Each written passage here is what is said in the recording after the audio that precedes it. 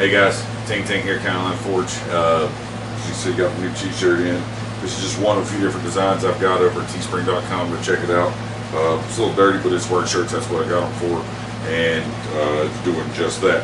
But we're going to try and take this logo right here and have a touch mark made out of it. And I've sent the logo off to a few different people, companies, and I've got a reply from one. I'm waiting on 2 more. So hopefully in the next week or so I'll have an answer on which way I want to go, and then we'll be just waiting on to have it made and sent to us, and then I'll be able to show you our touch mark. So I know a lot of folks are looking forward to that, so have I. Hopefully that's in the very near future, and I think it's going to be happening. So fingers crossed. Moving on from that, working on tooling up for Quad State and trying to find tools that I think are going to sell well up there, and I think swedges and fullers are going to be one of those things. Everybody wants them. Everybody's trying to move towards power hammers and presses, and even it's usable at the anvil. The one I'm making today is for my anvil, but a lot of folks like those for power tools because it keeps their hand out of the way, and it's also makes repeatable roundness, squares, whatever shape it might be for the fuller. It's a repeatable pattern, and you can do very clean work with fullers and swedge tools. So I'm going to show you an easy way to make a spring swedge today. What we're going to be using is some 1.5 inch square 1045. I've got 2 chunks of it 1 inch thick, and we are going to get these married up together nice and flush and put them in our drill vise and drill a hole dead center between the 2, and it's going to give a half circle on each block. If you're following me, you see where that's going. Once we have that cut, that'll be our top and our bottom, and we can weld it to our bar stock. Most folks use just mild steel for their spring fullers because if you don't temper them properly, you'll break them. They don't have to hold an edge or anything. It's just the roundness of it is going to make it spring and keep it shaped because you're hitting at the very end. If you're hitting back where the spring is after you bent this in half, yeah, it's going to deform it. Just hitting up here at the top with that welded to it is plenty of spring. You don't need to use any special steel. So I'm using some 1/4 by 1 inch steel here.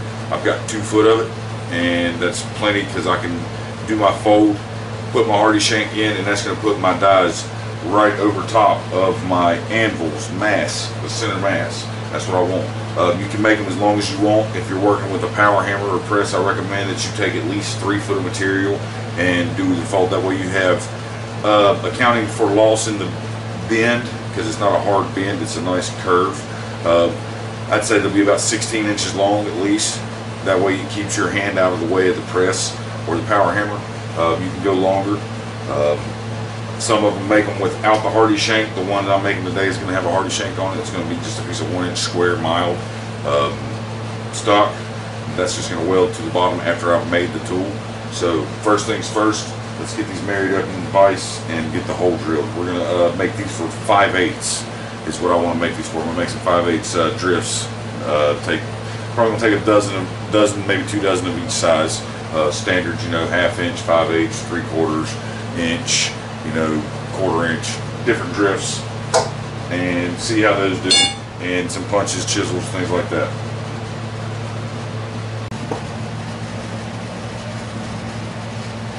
We want to make sure we get those things as flush as possible, squared up as possible in there. That way when we drill our hole, it's as accurate as it can be. Okay, so we've got it clamped in there, and we're going to aim for right there. So I'm going to clamp this down real good and tight, and we are going to take a center punch, come to the center here, just go ahead and start it, kind of give it a guide for that drill bit to sit down in. See there?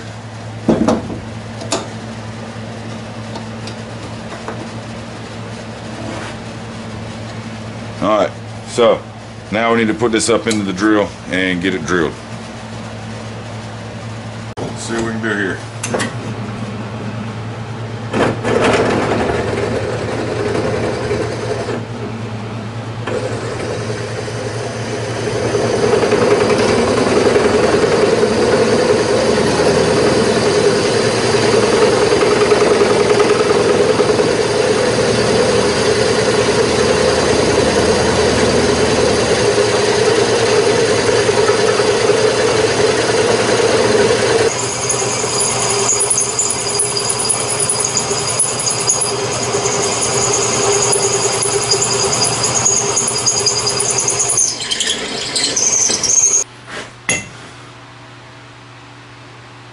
Alright, so if you lined everything up right and you pressed real straight and everything was squared, you have a perfectly centered hole through it on both sides. See there? Now just grind off your weld to separate the blocks, and we're going to dress these edges up so they're not so sharp. Then we'll get it attached to our bar once we make the bar. Finish the fab work in here, and then we're going to be headed to the forge to forge that bar out.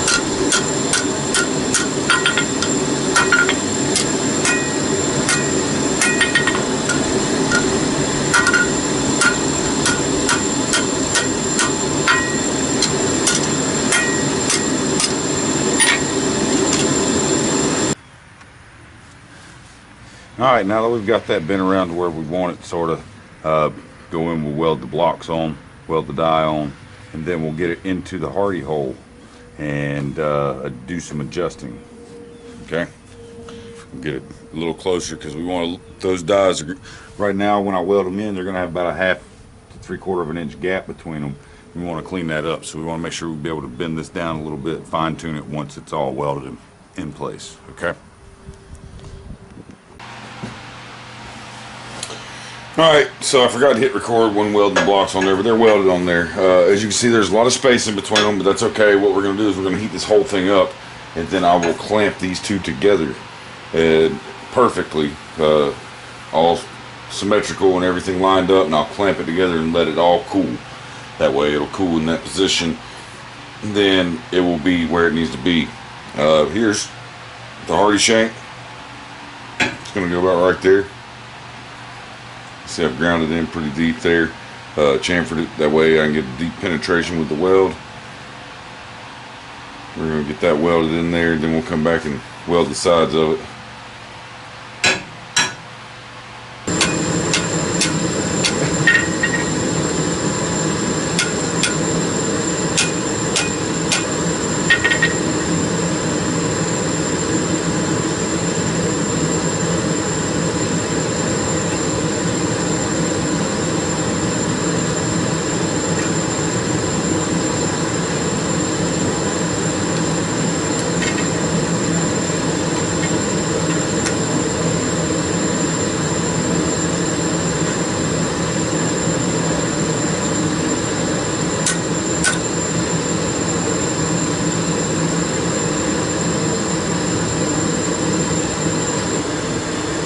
See how this thing works.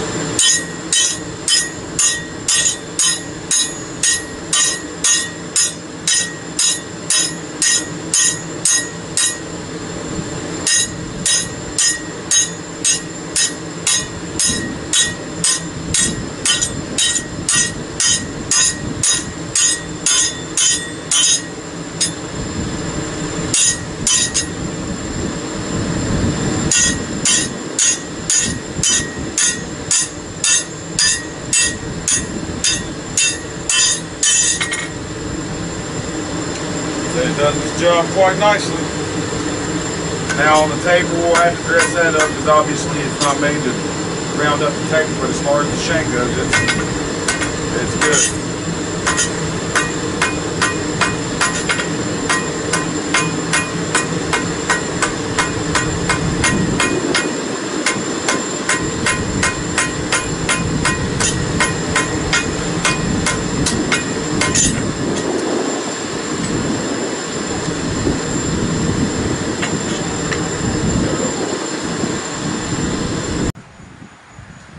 Alright folks, there you have it. Just a quick and easy way to make a rounding swedge, spring swedge for your anvil to go in the hardy hole. Like I said, you can make this a longer bar. If you're going to do it for a power hammer or for a press, I'd go with a 3-foot bar of the 1-inch, just so you'll have enough distance after you fold it. Because you see, once I folded this 2-foot bar, it's not even a foot long because we lost some in the fold right there. So keep that in mind if you're making it to go into a power hammer or press, because you want to keep your hands out away from those tools, those dies. But yeah, it's pretty easy. Block of some tool steel or some good medium carbon or high carbon steel. Just make sure it's normalized. I don't heat treat them. I normalize them real well, and that should be all it takes. Clamp them together, drill a hole down through the center, take your file and just round those ends off. That way it doesn't leave any bite marks in the steel. Make sure you get it good and lined up when you weld it and everything, and then you should be good to go. Weld your hardy shank on there or leave it for the press. Some folks put a handle on the back here and go that way, so it's however you may choose to do it. But I will be making several of these, bringing them to Quad State with me. If you're coming to Quad State, come check me out. I'll be selling in the tailgate area, and if you're coming to John Coffey's also, maybe wait till then if you want to buy something from him, because everybody that's going there is probably going to get a little bit of a discount, because just to celebrate everybody coming up and making the trip to Quad State, and saying thanks for coming out to see Ting Ting and John and all of us. So again, if it helped you out, hit the like button, comment, tell me what you think about it. If you haven't subscribed yet, please do so. And again, thanks for watching, and we're going to catch you on the next one.